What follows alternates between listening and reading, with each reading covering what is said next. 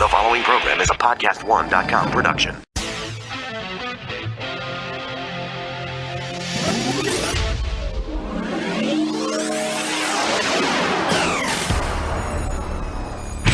Your healthy radio addiction starts now. Power to the people! The Laura Ingraham Show.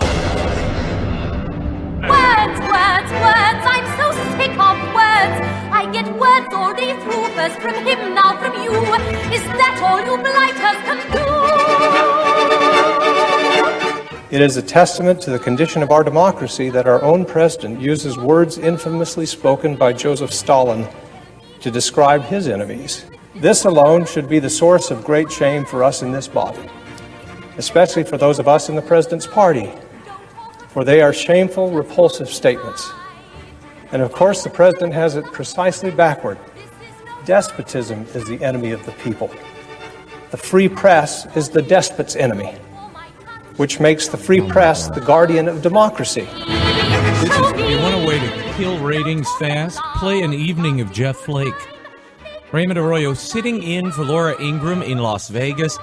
We have a lot to get to. I don't know if you saw this yesterday, but if you're watching the evening newscasts or any of the cables, you would have sworn Jeff Flake was elected president.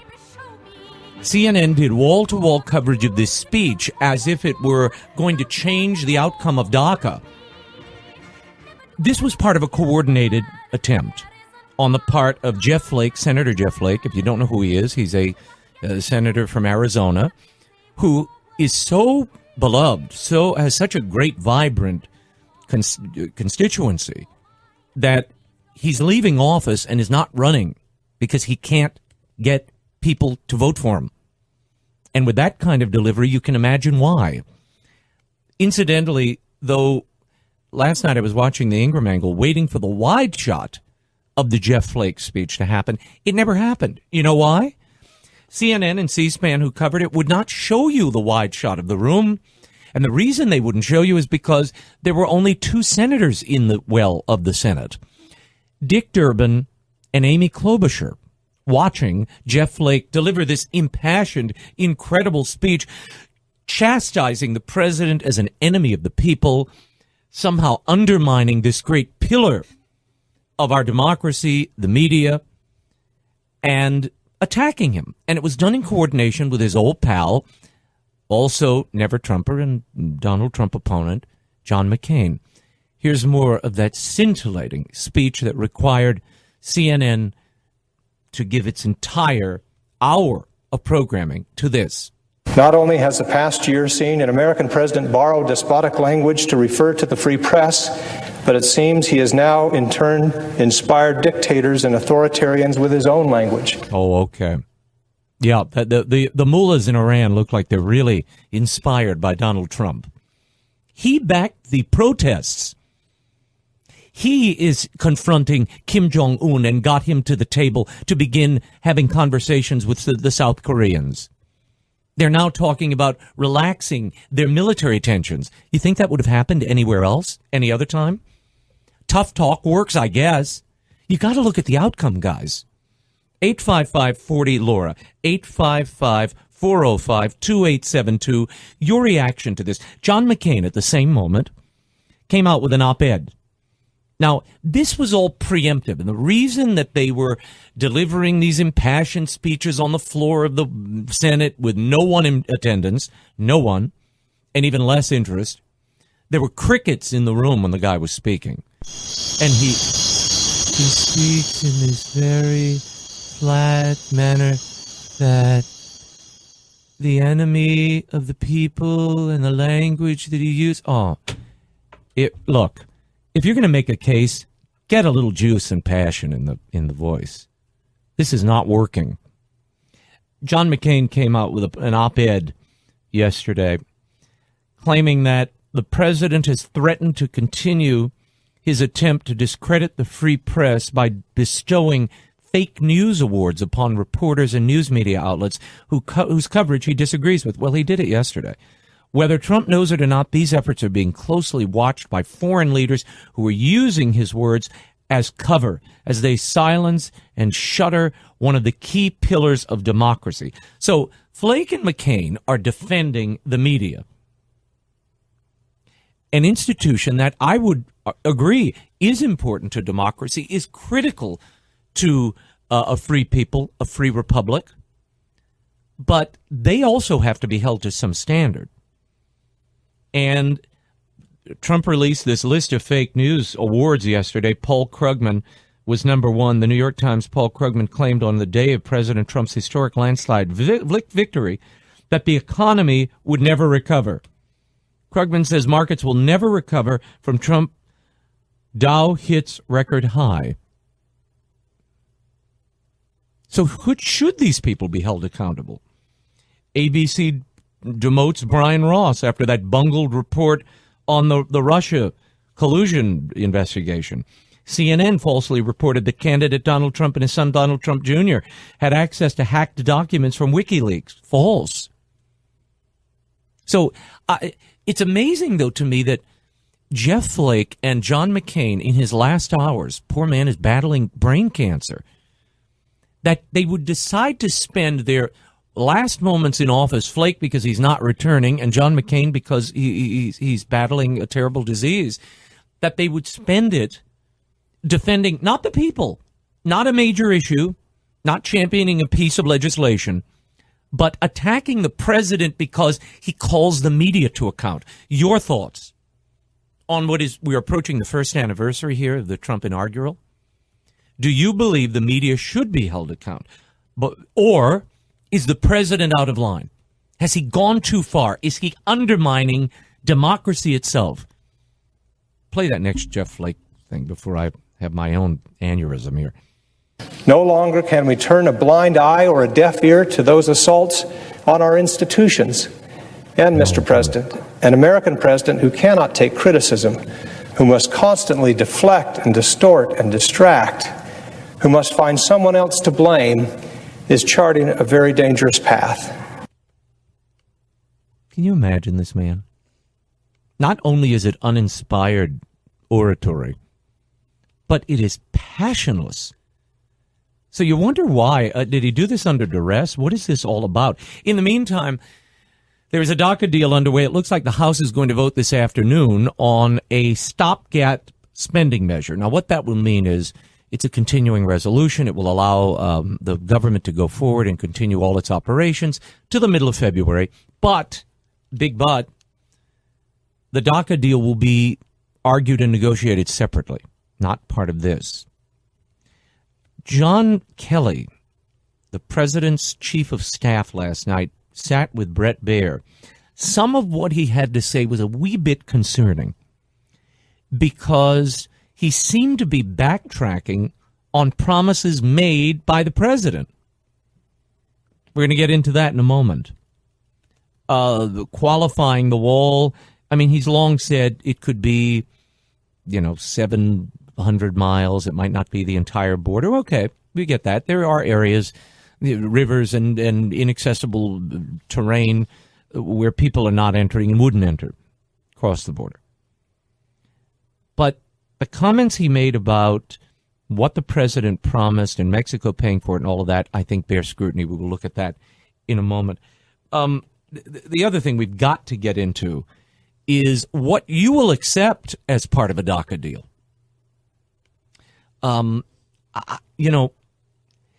Can the Republicans, can the president sign on to any deal that doesn't fund a wall, that doesn't end chain migration, that doesn't somehow tighten border security with more ICE agents, more judges, immigration judges? If you don't do that, I think the president is going to run into a huge political wall of his own.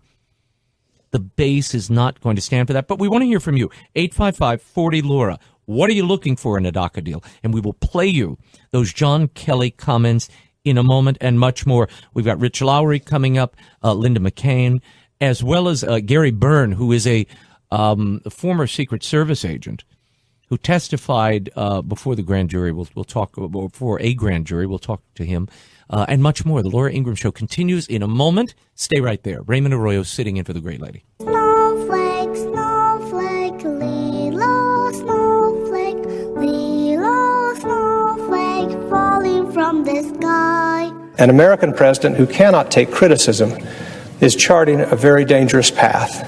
His poll numbers in Arizona are so low that he couldn't win, and I don't blame him for leaving. I think he did the right thing for himself. Thanks to my wonderful sponsors and your support, I'm glad to say that we can provide this podcast at no cost to you at all. As a loyal listener of my program, please consider testing our sponsors because they're the ones who actually cover the cost to produce this daily show. So if you're a dog lover like I am, how about giving your dog, your best friend, a fresh, healthy, and nutritious diet? When dogs eat well, they live longer and happier lives. I'm here to tell you about NomNomNow.com, which cooks the world's best dog food. It's made fresh in the USA and delivered right to your door every week. Nom Nom Now's customized recipes cook fresh in our kitchen, delivering healthy nutrition you can actually see. Switch to Nom Nom Now and your dog will have more energy, a shinier, softer coat, and a longer, better life. Nom Nom Now really is the best food for your best friend. And right now you can save 50% on your first 2 orders of fresh, healthy dog food when you use my code Laura at NomNomNow.com. That's code Laura and save 50% on your first 2 orders. NOM now.com. And code word LAURA. All in all, it's just another brick in the wall. There's been an evolutionary process that this president has gone through as a campaign, and I pointed out to all of the members that were in the room that they all say things during the course of campaigns that may or may not be fully informed. But this president, if you've seen what he's done, he has changed the way he's looked at a number of things. Campaign to governing are 2 different things. That was John Kelly. I was going to set it up for you. Raymond Arroyo sitting in for Laura Ingraham. Here's the deal. General John Kelly, a great man, the chief of staff of the president, sat down with Bret Baier yesterday. It was a very revealing exchange. You all will remember the president throughout the campaign saying, I am going to build the wall, and Mexico is going to pay for the wall. Well, in a moment, we're going to play you the continuation of that conversation where that may be in question. DACA deal is underway. Looks like they're going to get this extended spending bill through the House, a short-term continuing resolution. What that does is take the pressure off, so you won't have a government shutdown tomorrow, but the conversations will still go on. Now, all of you are calling in. You want to talk about DACA. You want to talk about your expectations. The president tweeted out this morning, and I'll get you the tweet, that we need the wall. Indeed, we need the wall. But that is not the tone nor what we heard yesterday from John Kelly. He sat down with a Hispanic caucus and on the Hill and told them, look, the president is evolving on this. Go on, play the rest of that interview with John Kelly. Mexico's not going to pay. Yeah, we have some ideas on how things like visa fees, renegotiation on NAFTA and what that would mean to our economy. So in one way or another, it's possible that we could get the revenue from Mexico, but not directly from their government. And then he went on to talk about the wall, that it's not going to be a 700-mile wall or a border sea to shining sea wall, but it might be a border wall that is 700 miles long. And that might be sufficient, which has long been John Kelly's position. I want to go to the phones. Jack, Texas, if the president doesn't build the wall and if Mexico doesn't pay for it, will you be disappointed? Well, he's got to build the wall. Definitely he'll lose all of us if he does, and I'm not that thrilled about Mexico paying for it directly. Like I thought the chief of staff there said they'll pay, maybe indirectly, which is fine. Right. I think. Yeah, no, look, if they can come up with a scheme, and there were some, for instance, there was talk early on of maybe coordinating with Mexico to move in on some of these drug lords along the border, take those monies and use that to pay for the wall, which sounds like a great idea because you kill two birds with the same stone. And it also doesn't come out of Mexico's pocket, the government's pocket, but they're cleaning up what ails them. We're cleaning up what ails us, and you're getting the money for the wall that will stop that flow of drugs, which seems to be the president's preoccupation. He tweeted out today, "We need the wall for safety and security of our country. We need the wall to help stop the massive inflow of drugs from Mexico, now rated the #1 most dangerous country in the world. If there is no wall, there is no deal." And he's talking about the DACA deal. So we shall see what becomes of this. Let's go to the phones. Jeff, Pennsylvania, your take. Hello, how are you? I am fine. Go ahead. I believe that people that have a DACA pardon should not have more rights than citizens of the United States. And what the Democrats are talking about is giving them more rights than other citizens. And specifically, these are citizens of territories of the United States. So a person in, let's say, Puerto Rico cannot vote for president. And I came up with a replacement for DACA, which I called the Universal Last Immigration Appeal Replacement. And basically, anybody the item that they want to do, they would register at the post office and pay whatever the priority mail fee is, and they would be required to sign a set of documents that say, we never done this, we, like the United States, we're here voluntarily, and all that other stuff. So they're going to allocate to every crime they've ever committed. And if they lie, it's mail fraud. And then set up a commission for the Speaker, the President, and the House of Representatives, that 2 out of the 3 would have to grant a pardon based on this allocution. Okay. Yeah, this is, well, you'll have to submit that to your representative, but thank you, Jeff, for your creativity. I like that. We are seeing the Chief of Staff talk about an evolution in the president since the campaign, which is natural. And he also suggested that the president may have been misinformed or uninformed when he made some of these promises. But to my eye, what I'm seeing from the president this morning on Twitter is to reinforce his initial promise, which is that wall's going up. Payment for the wall, I always thought, was kind of a secondary consideration. People don't care who pays for it. But if they could come up with a scheme where it was, a visa fee or a tax at the border or something done through NAFTA, I do think people would be satisfied with that. But not building a wall, not possible. We're going to talk to Rich Lowry in a little bit about this. Ed from Wisconsin, you wanted to say what, Ed?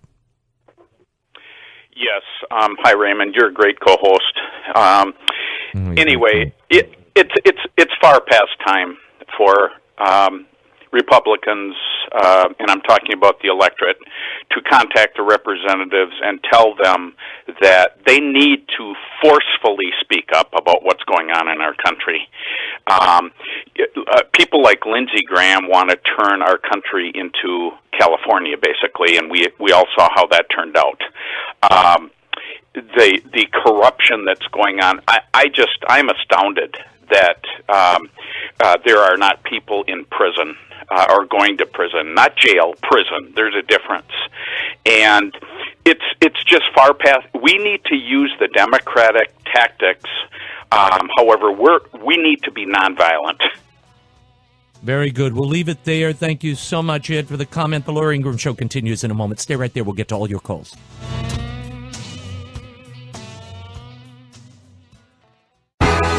Wasted words already been heard.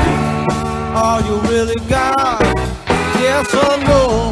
The commander-in-chief in an Oval Office meeting referring to people from African countries and Haitians with the most vile and vulgar language.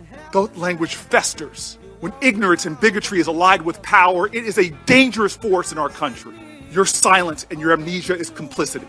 I don't know if 73% of your time is spent on white supremacist hate groups.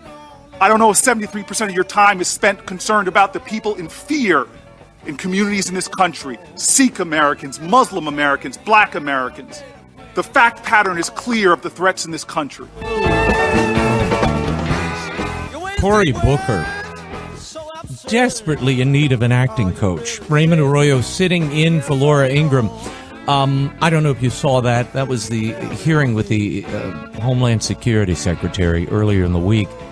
And Cory Booker, Senator of New Jersey, decided to lambaste this poor woman, throwing out all kinds of generalities about how the president was undermining the republic and that this language had so toxified, the S-hole language, had so toxified the whole environment that there really was no way to move forward. And he was just, look, I've seen a lot of bad theater in my day. I've attended a number of acting classes. I've worked with some of the probably greatest acting coaches in the last century. Watching Cory Booker the other day, lacking all connection to truth and blustering on, I call it ginning up the emotional machinery, creating drama where little exists. It was really an over-the-top performance, and though it made a splash in the media, it has had little impact beyond that. We are now joined by Rich Lowry. We're going to go back to him. We are joined by Rich Lowry, who's the editor of National Review. He's written a very fine piece called Trump's Right About the Need to Pick Immigrants for Skills. Rich Lowry joins us now. Rich, great to have you on. Hey, thanks for having me. Hey, tell me your thoughts on when you first heard this, the S-hole controversy and the way this was being played. It seemed to me it was a political box they were trying to put the president in as a leverage tactic. Because if you can brand him as a racist, you then say, well, the quickest way for you to get rid of this brand, Mr. President, is to sign on to our DACA bill. Yes, that I think is part of the calculation, at least in retrospect, because you've had people over the last couple of days saying, yeah, prove you're not a racist by giving us all we want on DACA, which just makes it obvious that in this instance the charge of racism is just a rhetorical blackmail to get what they want. So when I first heard it, my initial thought was this is salty Donald Trump. It's going to blow up probably for 36 hours. I didn't think we'd be spending a week on this, but just the other side, the left and the media, they just relish calling him racist. So you had people who are supposed to be kind of down the middle news anchors spending 15 minutes on these long monologues going into what a terrible racist he is. So I think it's been what we've seen over the last year, just more so over the last week. But you thought there was actually a serious point at the heart of those comments, which was, and people aren't reporting it, but he also said, in addition to Norway sending its people here, he suggested he would prefer Asian people to come here as well. So that kind of undercuts his, that he only wants lily white people coming to America. What was the more serious point you think he was trying to convey? Well, I think it was a discussion over the fate of the visa lottery program, which even immigration doves like Lindsey Graham have admitted makes no sense. It randomly sprinkles visas with very low standards among all sorts of people around the world who come from countries that don't send many immigrants here. And it just doesn't make any sense. It's one of the demands of the restrictionist side is to exchange for a DACA amnesty to eliminate the visa lottery program. Instead, Durbin and Graham come into the White House and say, oh yeah, we're ending the visa lottery program, and by the way, these visas are going to go to an amnesty for people who are here on so-called temporary protection status, and we're going to sprinkle them around some other random countries around the world, and probably largely in Africa. And Trump kind of blew up, and I think he mentioned Norway, not because Norway's a lily white country, but because the Norwegian prime minister had just been here and talked to him about what a wonderful place Norway is. And as you point out, the last couple of days we've had reports from the Washington Post and the New York Times saying that he also mentioned Asia. So what do Norwegians and Asians have in common? It's not skin color, it's skills, or at least the image that immigrants from those places have skills. You look at Asia, it's a mixed bag. Some countries are sending really educated immigrants, some aren't, but India is at the top of the chart. 76% of Indian immigrants in America have a college degree or more, and the median household income headed by an Indian immigrant is $105,000, much higher than for natives. So my point is, if you can skim those kind of people, why not? They're solidly middle class, they're going to pay taxes, they're not going to be on welfare, and you'd think that's the kind of immigrant we'd want. Mm-hmm. I want to share with you something that Bret Baier last night had John Kelly, the White House Chief of Staff, on, and he talked about the wall, but he seems to be modulating some of the promises the president made during the election. I want you to hear this and handicap how this is playing on Capitol Hill. There's been an evolutionary process that this president has gone through as a campaign, and I pointed out to all of the members that were in the room that they all say things during the course of campaigns that may or may not be fully informed. But this president, if you've seen what he's done, he has changed the way he's looked at a number of things. Campaign to governing are two different things. Your thoughts on that, and might that rattle the base? Well, the question is whether it rattles Donald Trump, because I think it would be very bad for the White House if you get a wedge between Trump and Kelly, who has succeeded in imposing a more rational process at the White House. And I'm of two minds about the wall. I think Trump has evolved on it, although if you look back and you strictly pay attention to the words, very early on he took this trip to Texas and he said, we need a wall in certain sectors. Because obviously you're not going to build a 2,000-mile wall. You don't need it in a lot of places. And I think he's become a little more nuanced even from that statement. My position is the wall should be far down our list of priorities as restrictionist. E-Verify for employers would be more important. Exit entry visa system would be more important. Getting state and local cooperation enforcement would be more important. But there's no doubt that there are places where we need more structure. And this was a signature promise of the president. So it's understandable that he wants to get something that he can at least call the beginning of a wall. I agree. I think the base was promised. The wall would be built and Mexico would pay for it. And it's a little like George H.W. Bush's promise. No new taxes. Read my lips. Well, people did. And I think they also read Donald Trump's lips. And if he doesn't give them a wall, and if they don't find some scheme that whereas Mexico directly or indirectly pays for it, whether it's through the acquisition of drug lords' money, where the United States and Mexico partner to gather that, which Ted Cruz floated during the campaign, or it comes through some NAFTA side deal, but they need to come up with something to fulfill the promise. I think it's such a major, glaring promise. The man was mentioning it just in December at a rally. Still doing the callback, Rich. I don't know how he gets around it. Yeah, well, I think this is part of the problem in the negotiation, and I don't think there's going to be a deal. I never thought there was going to be a deal, even at the beginning, before the whole blow-up over the S-House remarks. But I think there's a little confusion. Yeah, I think there's a little confusion because Trump wants the wall, or something he can call the wall. I think restrictionists around him are more concerned with changes in the legal immigration system, because they think those would be much more important. It'd be the first time we've gotten anything like that in decades and decades and decades, whereas the border has become more secure, in part because there has been more fencing. So I think Trump and his allies need to decide what is their most important ask, and I think there's a little confusion about that on our side. Mm-hmm. I want to play before I let you go. Mitch McConnell, Senate Majority Leader, he is apparently telegraphing confusion in all of this, not knowing quite where the president stands, and therefore, well, I don't know if I can move or not. Roll that. I'm looking for something that President Trump supports, and he's not yet indicated what measure he's willing to sign. As soon as we figure out what he is for, then I would be convinced that we were not just spinning our wheels going to this issue on the floor. But didn't he already convey what he wanted? End to chain migration. I got to put up the wall. I want more border security, and I want more immigration judges. Yeah, I think McConnell's getting to the point I was just making. It's not clear what's the hierarchy among those various goals and which you're willing to jettison and which you aren't, because you're not just for an amnesty for 700,000 people. You're not going to get all those things.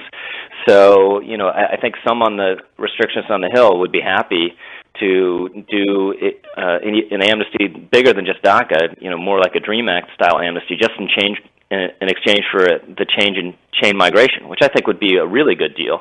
I'd be willing to do something like that just for E-Verify, but it's a little confused, and the president's been back and forth, because last week in that publicized public meeting, he was like, "Just give me anything, I'll sign it." I feel the love in the room. Whatever you send me, I'll take it.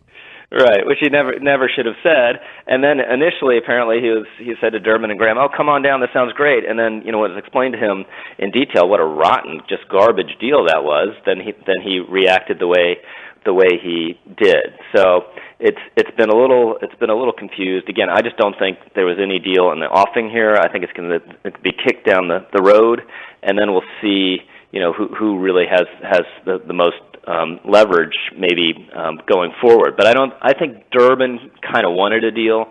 I don't think Schumer or Pelosi want a deal. I think they want the issue. Aha. So do you think Trump has the moxie to take it to the wall and say, these DACA people are going to have to leave? I do. I think it'll be a slow rolling thing where the permits expire, and then they've made it clear, if you're a law-abiding college student, you're not high on the list of people to be deported. So we'll basically go back to the status quo as of whatever it was 3 or 4 years ago, which had its problems but was not intolerable. And even if nothing happens and we don't get anything more on the restrictionist side, just what Trump has done just to begin a more routine enforcement of our immigration laws, more like we had 10 or 15 years ago, is having an effect. There's a reason that illegal border crossings are at the lowest level since 1971. And it's because people have gotten the message, you come here, you take a lot of trouble, a lot of risk, and you might not stay here. And that's a key message to send. Mm-hmm. Rich Lowry, always instructive. Thanks so much for being here. Thanks for having me. Talk to you soon. Thank you. Raymond Arroyo sitting in for Laura Ingraham. I know you all want to talk about this. We will go to the phones, 855-40-LAURA, 855-405-2872. We're also going to get into Dr. Sanjay Gupta. He is apparently diagnosing the president from afar. We'll get the reaction of a doctor who really knows this topic. And I'll tell you the latest news. They said Trump would have no impact on the economy. You'd never get those American jobs back. Well, news to report on the other side of this break. Stay right there. Memphis and Nashville, Chattanooga too, always singing these good woman blues. In my career, what I've always tried my best to do, whether on television or through film, is to say something about how men and women really behave, to say how we experience shame, how we love and how we rage, how we fail, how we retreat, persevere, and how we overcome.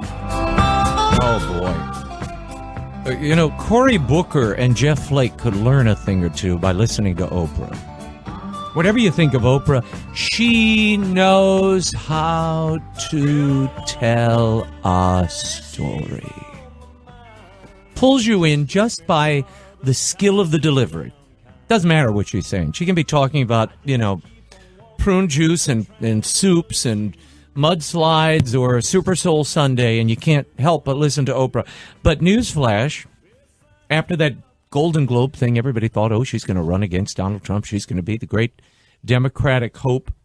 Turns out, most voters in a new poll, the Morning Consult Politico poll, nearly 2,000 voters, 59% of them, 59, do not want Oprah to run for president. Only 24% said she should. Here's the curious thing, and this is a warning sign for the Democrats. The same poll found Democratic voters actually prefer Winfrey to some of the party's potential 2020 candidates. She would lead against Elizabeth Warren in a head-to-head matchup with, and it's 39 to 35% against Warren. She also has a big lead against Kirsten Gillibrand of New York, 44 to 23%. She only trails old brother Joe Biden, who's at 54 and Oprah's at 31. I just think it bespeaks something that the Democrats are so desperate that they're looking to a talk show host who, for all of her great skills, and I'm the first to say she has many, she's not a political creature, A, and B, the moment Oprah takes a position on immigration, abortion, trade, taxes, you know what happens to her poll numbers? They go through the floor. They go through the floor. She divides people. Right now, she's loved because when we see Oprah, we think empathetic, kind. She goes out of herself. She's willing to show people a better way of life. That brand would be torn asunder should she run for president. Donald Trump has even experienced some of that.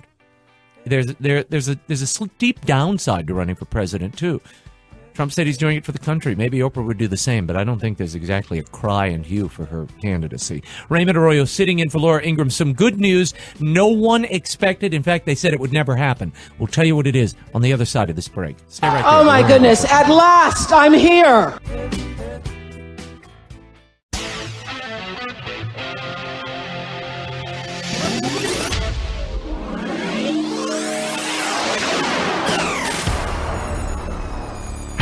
Your Healthy Radio Addiction starts now. Power to the people! The Laura Ingraham Show. You are the apple of my eye. Forever you stay in my heart. Without these policy changes, would you be able to announce today the creation of 20,000 new jobs? No, there are clearly, let me be clear, there are large parts of this that are a result of the tax reform, and there's large parts of this that we would have done in any situation. So it sounds like President Trump's tax bill has been a huge windfall for Apple. I do believe the corporate tax side will result in job creation and a faster growing economy. That's why I'll always be around. That is Tim Cook, the CEO of Apple. Now, we had heard for years since Donald Trump announced that there's no way you can revive this economy. These jobs are not going to come back. President Obama would say that with regularity. And now we learn Apple is going to pay $38 billion in cash, in taxes, to bring their cash back to the United States. Bring it from overseas. They've been harboring it overseas to avoid taxation. Well, they're bringing it back because of the tax cuts. $38 billion. The report in the Wall Street Journal suggests that it could be much more than that. In fact, the entire $250 billion they've been hoarding abroad could also, in those cash holdings, also will be coming back to the United States. Raymond Arroyo sitting in for Laura Ingraham. This is amazing news that no one ever anticipated. But the infusion of that, and for those who are wondering, the tax bill on that money coming back in, billions and billions of dollars in taxes they'll be paying into the Treasury. And they get to use their money, and more of it, than they would have before with a higher tax rate. So everybody wins here. It's also going to create 20,000 new jobs because in the next 5 years, they're building a new campus, which initially is going to house a technical support for customers, $10 billion toward data centers across the country, and it's going to expand from $1 billion to $5 billion, a fund to establish investing in advanced manufacturing in the United States. In the United States. Your reaction to this, 855-40-LAURA, 855-405-2872. We are approaching the first anniversary of Trump's inaugural. Tomorrow, I cannot believe it's been a year. Cannot believe it's been a year. People said he couldn't do it. People said he was brash. He was overpromising. Look at the stock market. Broke 26,000 the other day, something no one ever anticipated. And breaking records, I think it's something like 50 straight records he's broken. Boom, boom, boom, boom, boom, since the election. I sound like him. Bing, bong, bing, bong, bong, bong, bing. But this is extraordinary news, just from Apple. But there's much more than that. The repatriated funds, monies that have been held offshore by corporations coming into the country, the numbers on this, the Wall Street Journal had a whole piece on it, that just staggering. $50 billion in health care, $103 billion in tech, $19 billion in finance, $13 billion in energy. These are tax bills that are going to be paid. Something like 300 countries. It is an extraordinary accomplishment in only a year. And then U.S. jobless claims plunge, the lowest weekly tally since 1973, breaking today. The U.S. filings for unemployment benefits plunged to their lowest levels in almost 45 years, a sign that the job market is going to tighten further in 2018. That is great news for the American worker, which Trump said he would speak on behalf of the unspoken, the people who had been forgotten, the forgotten man. How are you feeling about this? Are you seeing signs of recovery? Are you feeling more positive? Has the president fulfilled his promise to you? And we were talking in the last hour about the media bias that the president claims is there. He calls it fake news. He bestowed what he called fake news awards yesterday. The 2017 fake news awards, which means there'll be a 2018 edition. And he basically went through and did a hit list of media embarrassments. CNN falsely reporting video that made it appear that Trump had defiantly overfed fish during a visit to the Japanese prime minister. The Japanese prime minister actually led the way with the feeding. Newsweek falsely reporting the Polish first lady did not shake Trump's hand when he had. And Paul Krugman, who got the award-winning Charles Krugman. We really need a timpani, like boom, like the old.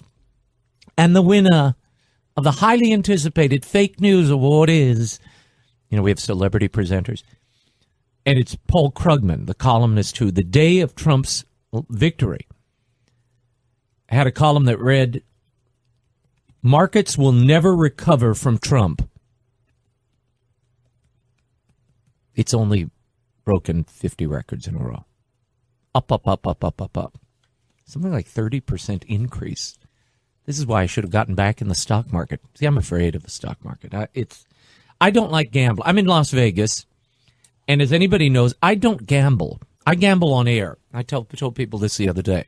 When I gamble, I do it in front of a microphone or a TV camera. That's enough of a gamble for me. I don't need to put money into a machine or drop 50 on a card or a little ball spinning around a device that they stop with a pedal. I don't need to do that. Doesn't thrill me. Doesn't excite me. I know some people love gambling. And the stock market is in its own way a gamble, but at least it's one that's somewhat predictable, given patterns, trends, who's working for that corporation, and where the general climate is. Let's go to the phones. I know you all want to talk about everything we're touching on here. Is Trump fulfilling his promise to you? What do you make of the media bias you're hearing? Patrick, Texas, you want to say what? Yes, what is the end game with the media bashing? Because the media has always been biased. Is it more biased under Trump? Well, you have to concede that Trump says and does pretty, interesting things that draws more attention to him. But even if it is biased, do we just bash it into the ground where it has no credibility? Because, as Slade correctly pointed out, it is a essential part of our democracy. Patrick, I'm gonna I'm going to agree with you, and then I want to have a little conversation. I partially agree with you. Look, I'm a journalist by trade. I'm also a student of history. One of my favorite founding fathers, long before there was a crummy musical. In fact, I had pictures hanging. I have portraits of him in my home, and I named my firstborn Alexander because of Alexander Hamilton. And I don't love, I'm not a huge fan of that musical. It's okay. But it's not the man I'm getting distracted here, but it's not exactly my notion of Hamilton. I appreciated his brilliant mind to foresee that you could bring a group of people together and get them to agree on very little, except they had debts. So he consolidated the debt of the country as a way of bringing these fractious colonies together. That's what he did.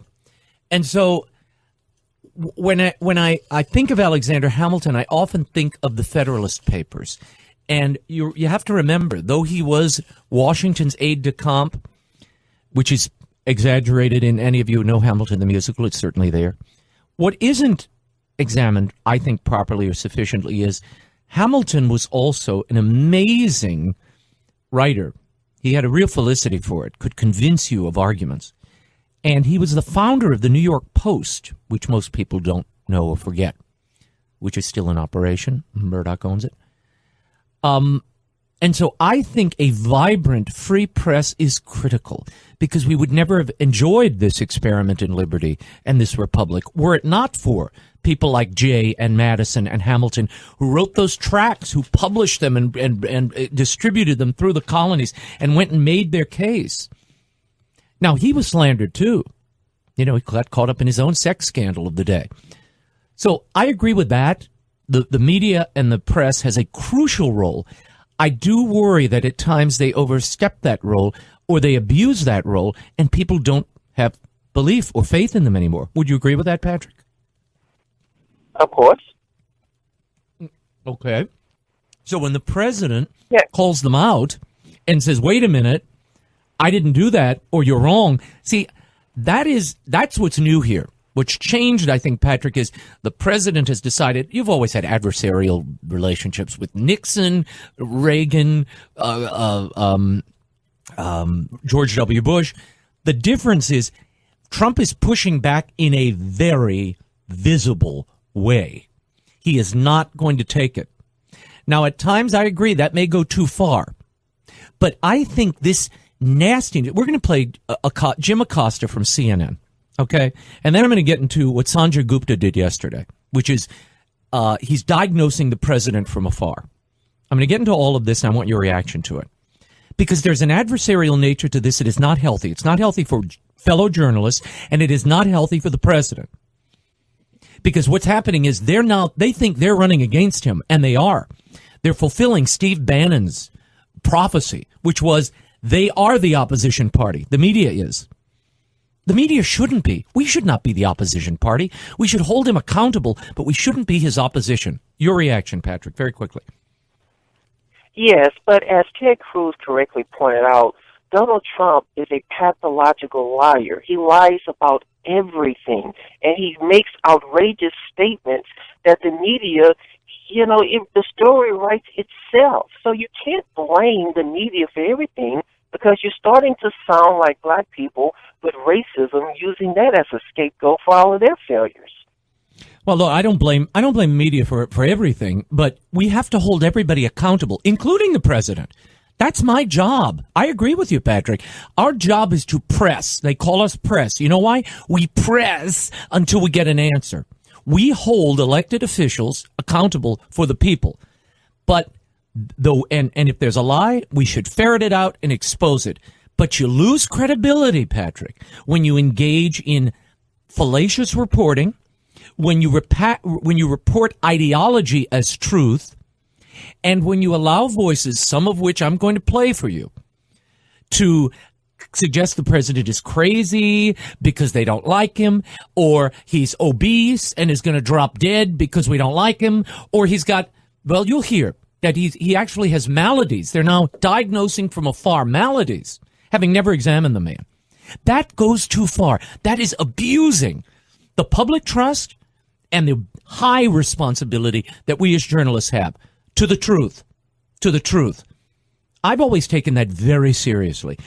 People like Brett Baer, Peter Jennings, whom I knew, these were men who, you like them or you hate them, they did have an internal standard. I worked for Bob Novak at one time. Bob Novak was a bulldog, would meet with 4 and 5 sources about a story, worked from sunup to sundown, did 3 shows a day and a column. I know real journalists. My great sadness for young journalists, young people, they don't have mentors anymore. There's no one to demonstrate or model that kind of integrity to the truth and tireless reporting till you get the fact. And that is called this adversarial, petty, show dogging in the media. And they have now become political opponents. That is not our job. We hold the president accountable, and we keep our emotions, we keep our integrity out of it. We maintain that integrity by not engaging in petty squabbles with politicians. That's not what we're here to do. And sadly, it's become default for so many in the media. We will get your reaction to all of this and much more. The Laura Ingraham Show continues. 855-405-2872. And we're going to tell you how CNN is diagnosing the president from afar. One of these days, you know the time's near. You look for me, but baby, I won't be here. I'm gonna be long gone. iPad, the Macs, the iPhones, they are all manufactured in China. One of the major reasons is labor is so much cheaper here. How do you convince a great American company to bring that manufacturing back here? Candy, there's some jobs that are not going to come back because they're low-wage, low-skill jobs. I want high-wage, high-skill jobs. President Obama, October 2012, asked specifically about Apple. Apple bringing jobs back to the United States. He says, those jobs aren't coming back. They're not going to come back. Well, here we are, January 2018. Donald Trump has brought them back due to a tax plan by the admission of Tim Cook, the CEO of Apple. He's bringing back $252 billion, which Apple has stored offshore. Now that the tax rate has been lowered, they're bringing that money back and they're investing. They're building new facilities, 20,000 new American jobs. So that defeatist talk, I know Donald Trump is brash. I know he isn't what everybody's favorite flavor wasn't or was. But look at the record. One has to look at the record. The stock market, companies coming back here, reinvesting, giving back to their employees, bonuses, wages rising, black Americans, a higher family wage growth than in years. And now Apple, billions of dollars coming back, which means billions and billions of dollars that will not only be injected into the U.S. economy, they think $350 billion, but taxes starting at $39 billion into the Treasury. That'll be a nice down payment on the wall, as Laura said last night. Let's go to the phones. I want to see if you feel that Trump has fulfilled his promises or is on the road to doing so. We're almost at the year anniversary, and then in a moment, CNN diagnosing the president from afar. He's always either crazy or overweight or dying or something with CNN. I hope I pronounced this right. Kendelsha, you want to say what? And where You do did call pronounce from? it right. Thank you so much. I'm calling from the great state of Maine. Oh, great. Thank you for being with us. Go Are you ahead. able to hear So me? your thoughts. Oh, thank you so much for having me. I just want to say that my mother is an immigrant, and I voted for Donald Trump because he told me he was going to make America great again. Although the tax break is not personally helping me because I am in the middle class, I know by making America great, it is going to make me great. So, yes, he has fulfilled his promise. And why did you vote for him in the first place? What made you support him? Because he wasn't a politician, and was saying things that I felt like I would say personally myself. We'll leave it there. Ken Delcia, I think you speak for a lot of Americans and those who supported the president. When we come back, Linda Mcmahon will be here of the Small Business Administration. We're going to talk to her about what the Trump administration is doing for small businesses. We'll get to all of your calls. Every line lit up.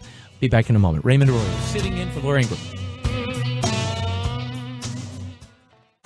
Podcast One has new shows on our new app. Check out all the cool features to help you explore our exciting new programming, like America's Lakers podcast with Jay Moore, So Random with Corinne Olympios, Attack Each Day, The Harbaugh's podcast, Not Just Sports with Susie Schuster and Rich Eisen, and Sessions with Randy Jackson, as well as your old favorites like The Lady Gang, Steve Austin, Shaquille O'Neal, and Adam Carolla. Get the new Podcast One app in the App Store, Google Play, or podcastone.com. To admit it's getting better, a little better all the time. The unemployment rate is at a almost 17-year low. The stock market is soaring to record levels. We just hit a new high on Friday, and I think we're hitting another new high today because there's tremendous optimism having to do with business in our country.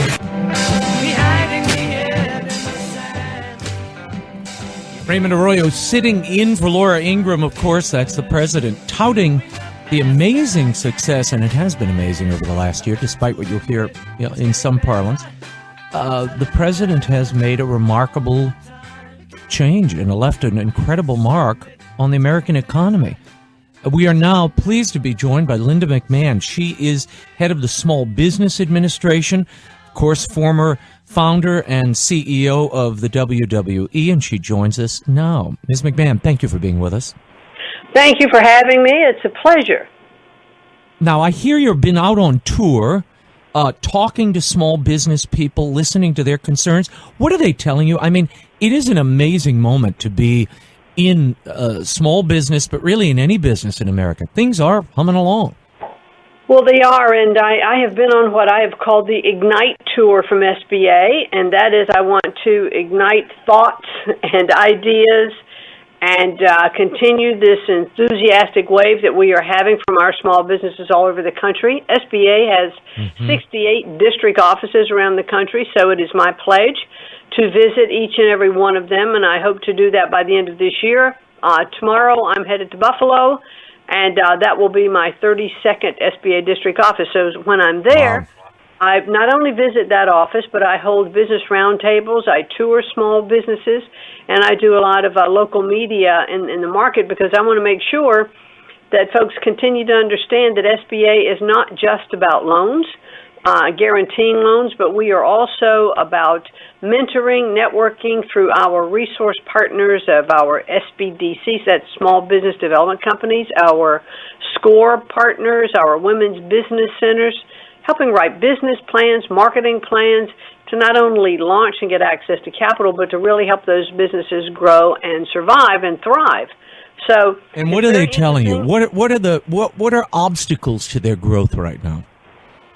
Well, what they're seeing with the new tax reform package passed, that they are going to take the proceeds from the any tax savings that they have and reinvest them in their business. So, they complained about taxes. They wanted to see regulatory reform, and under President Trump, they are seeing both of those issues addressed. And they're very enthusiastic about it. The regulatory situation has been something that hampers small business, through the cost of that administration. On an annual basis with the regulatory reforms that the president has already put in place, we're going to save businesses about $8.1 billion a year. That's a lot of money that'll go back into the economy. I'll say. We have this great news. We've been reporting it of Apple repatriating all of this money from offshore. They're investing in new businesses here, building a new campus, 20,000 new jobs. What are you seeing in small business to indicate? Because the rap was this. When the tax plan was passed, so many said these companies are just going to absorb the funds. They're going to just pay themselves dividends. It'll never reach the workers. What are you seeing on the small business level? Well, clearly on the small business level, the tax reform that we are seeing, they are taking that money to reinvest. For instance, one of the big aspects of tax reform was that, you can take a full year's, depreciation on investments, in equipment, and that's just really incredibly important to small businesses who might need to buy those extra computers, or they might need to expand a little bit their office environment, and to be able to take that write-off in the first year is a big incentive for them to make those investments and to grow. And so we're seeing that with businesses across the country. And what are you doing next? What's up next? What has the president charged you with doing? Is there some goal you're looking for the creation, a number of new businesses, small businesses? What does he want you to accomplish here? Well, I can tell you internally, our goal for growth is 5% growth, in our loan portfolio in terms of number of loans, not just in terms of dollars amount, because I want to see more loans, because that means more businesses are taking advantage of this access to capital, and they'll either use it to grow, or they'll use it to start a new business, or they'll use it to add an employee. So I'm really looking to increase our loan portfolio by about 5% in this upcoming year, and I think that we're going to really do that well, because in terms of dollar volume, this first quarter of fiscal 2018, we are up quarter over quarter 18% in our primary loan program. So this enthusiasm and optimism that's in the marketplace for the start or growth of new business is clearly there. Amazing. Linda Mcmahon, Administrator of the U.S. Small Business Administration, thank you so much for being with us and for all you do. And bundle up for Buffalo. Talk to you soon. Thank you. Thank you so much. We want to get back to our conversation that we've been having about the president, about the commitment that you feel he has to the causes that he championed during the campaign. Jim, Missouri, before we run out of time here, your thoughts on DACA, a potential DACA deal. Can the president do it, and do you like what you're seeing? I'm really not seeing anything, and I am a Trump supporter. I want to say I voted for Donald Trump for the main reason that he claimed to be a great negotiator. And when it comes to financial issues, taxes, anything involving money, he's all in. But when it comes to social issues, and even the trade deals and things, he tends to walk away. And I'm not seeing him be the great negotiator on any of these things. And even with the tapes you played of Mitch McConnell and the signals not being clear, I've just kind of got my hands in the air and say, why isn't he more involved? And I look to him to negotiate these things and get them worked out, and not just laid at his feet to approve or disapprove.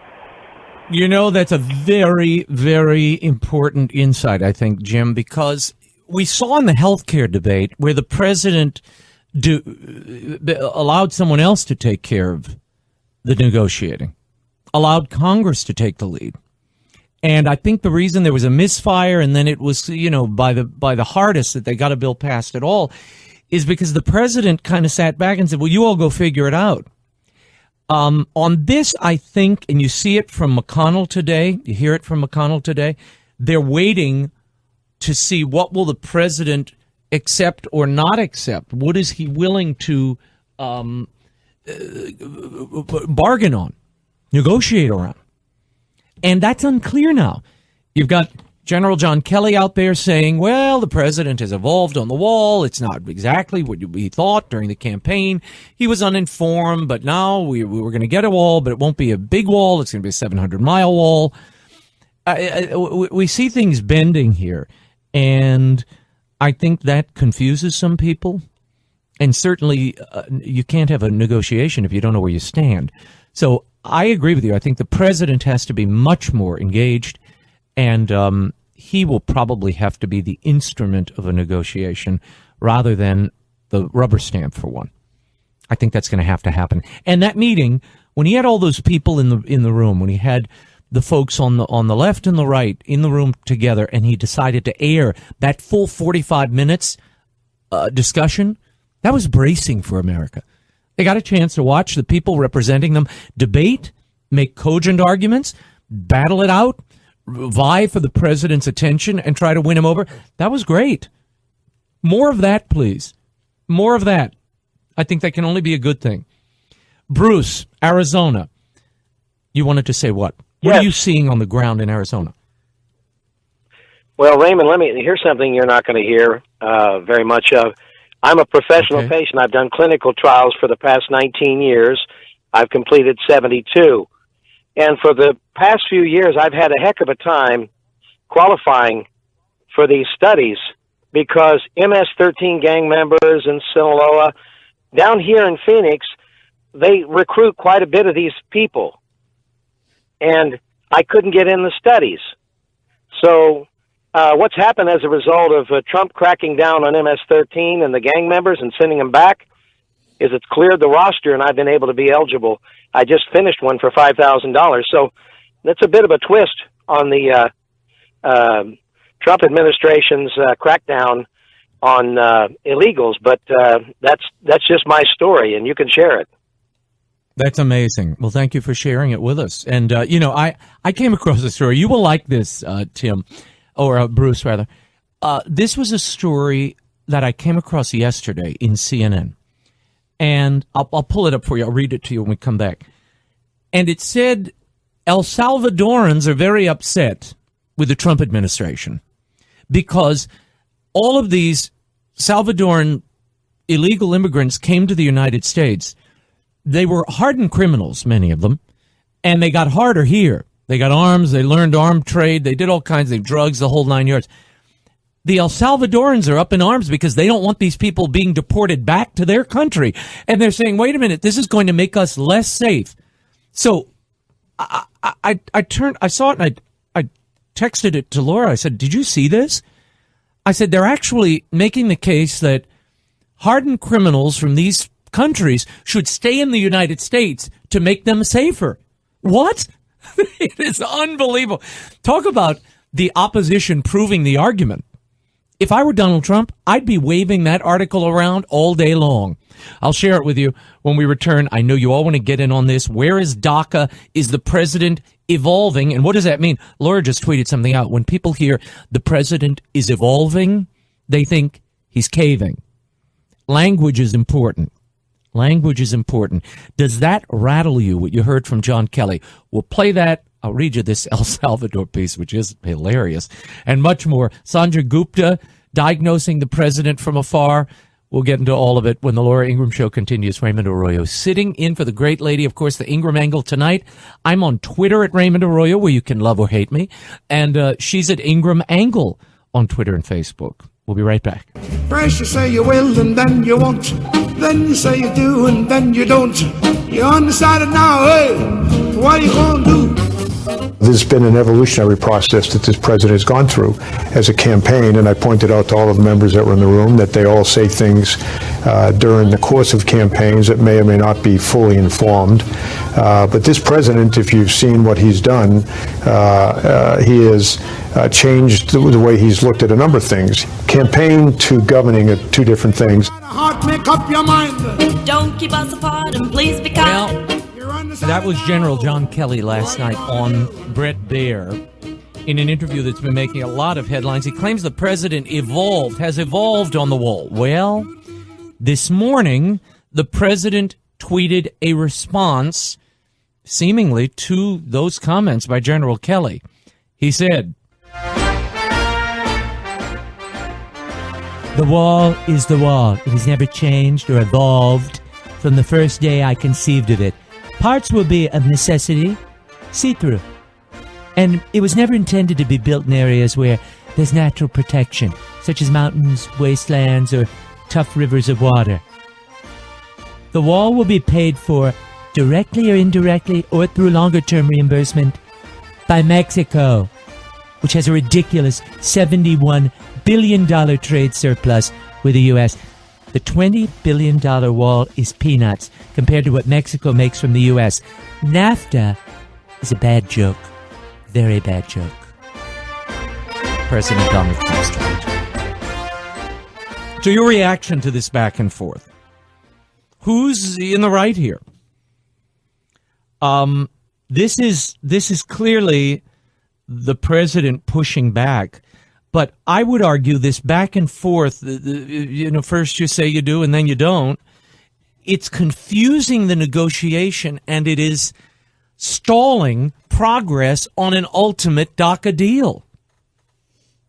So they've got to come to an agreement and speak with one voice, not multiple voices.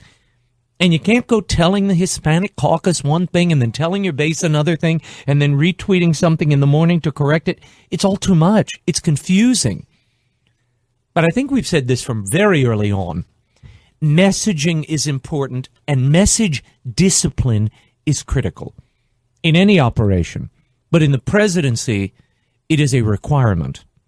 Otherwise, people will use tiny bits of language to drive a wedge right through the administration, dividing allies and friends, and creating a disharmony that ultimately undermines the policy. And that's what you're here for.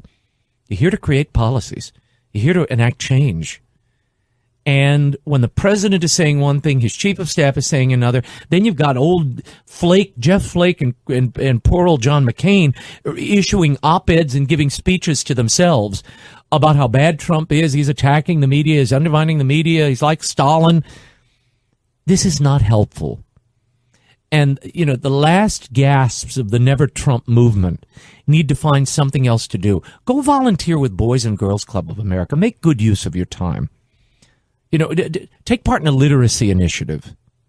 Do something where you can enact real change and help people. But attacking this, relitigating an election that you lost by sabotaging the president at a moment when he needs support is, I think, absurd. If you're in the party. Now, if you're Democrat, well, your job is to oppose him. Fine, oppose away. But people in the party, Jeff Flake, one of the first people running out there, I heard those comments from Lindsey Graham, and I have to say I was mortified by them. Oh, Cory Booker the other day, that one. Do you have that sound of Cory Booker where he shed tears of... Well, we'll play that later. Also, El Salvador is worried about the infusion of criminals from America. We'll take your calls in a moment. Raymond Arroyo sitting in for Laura Ingraham. Much more to get to. Stay there. Thanks for listening to the Laura Ingraham Show podcast. Download new episodes every week at podcastone.com. That's podcastone.com. Hi, this is Ben Domenech, the host of the Federalist Radio Hour. We're a daily show coming to you 5 days a week from Washington, D.C., where we interview our nation's top journalists, politicians, authors, chefs, economists, entertainers, and more. If you're looking for a contrarian discussion on news, politics, or culture, give us a listen and subscribe at podcastone.com, the new Podcast One app, or at Apple Podcasts. Karda kışta kararsız kalmayın. Ara tatilde kayak keyfi için yeriniz hazır. İstanbul Kartalkaya, Antalya Saklıkent ve Davraz, Kayseri, Erzurum ve Kars'ta Sun Express'te ara tatilde kayak keyfi 39.99'dan başlıyor. Sun Express.